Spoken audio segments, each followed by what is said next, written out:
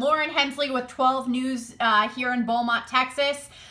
Chief Kidd, tell me a little bit about the resources being sent to Southeast Texas prior to these two storms. Yeah, hi, Lauren. Thanks for having us today. And just so we want all of the citizens in the viewing area to know that we have buses and ambulances, boats and helicopters that are available for evacuation as well as search and rescue if we need. Now, ideally, we don't want to do any rescues. We want people to very much pay attention to the meteorologists and the local officials there that are predicting the storm's path. If you live in a low-lying area or an area that can be cut off if you get a storm surge, we want you to go ahead and move out now.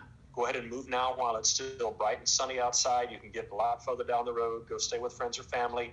Use your COVID-19 precautions and protections if you're going to do that. But Governor Abbott has made hundreds of state assets and thousands of personnel available to be ready to assist anywhere along the Texas coast.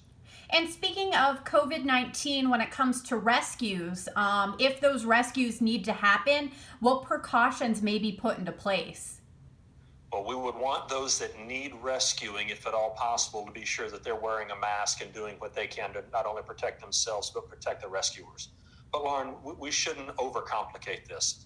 Every day in every community in Texas, people push those three magic buttons of 911, and a fire truck or a police car or an ambulance shows up to help somebody, and they're already doing COVID precautions. So rescue during this situation just means wearing additional personal protective equipment. And again, we want life safety first. We really need our citizens to pay attention to the National Hurricane Center, all of our weather service, and most importantly, our local elected officials who will be the ones authorized under state law to mandate an evacuation if they need it. Right. And in our area, the Port Arthur region, they're under a mandatory evacuation. Beaumont, not just yet. So good reminder that our folks need to monitor what our elected officials are saying.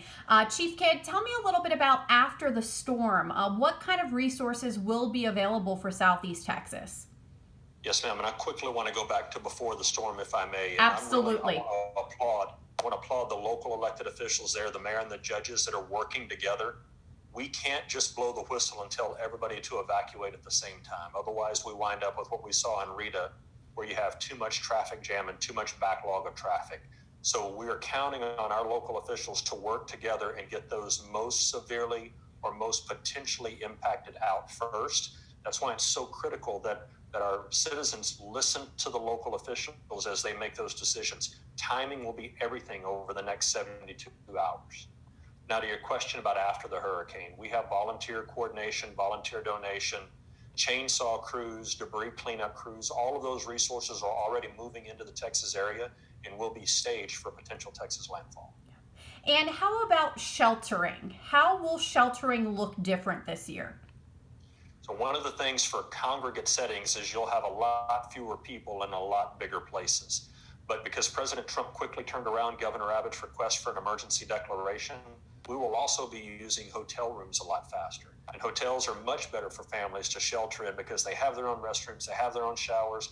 A lot of times they'll have some laundry facilities that are there. They'll have some food capability. So if you have the ability to evacuate, if you can afford the evacuation, go ahead and start moving out as your local officials make the recommendation.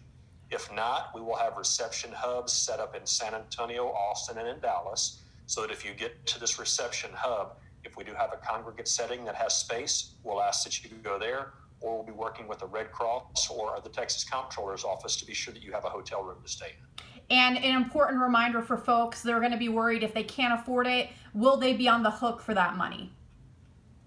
So those that can pay for their own room, we want them to go and pick the place of their choosing. Those that can't, we will find a safe place for them. Yeah. And Chief Kidd, tell me a little bit about, folks here in Southeast Texas. It feels like PTSD. Around this time last year, we were just cleaning up for Imelda. A lot of folks stressing out very badly over the storm. Your message to those people? My message is to be prepared and not panicked, to have a plan and follow that plan. Pay attention to the weather, pay attention to the meteorologist, and most importantly, pay attention to your local elected officials. And I think I have you for about 30 seconds left. Is there anything else you'd like to add? Any other important message we need to get out there? So now is the time to prepare, and if you fail to prepare now and you find yourself trying to evacuate and needing to be rescued, remember, more people die from water than die from wind. So do not drive through a low water crossing. If there's water over the road, turn around, don't drive. Great advice there. That's all I got. I appreciate you carving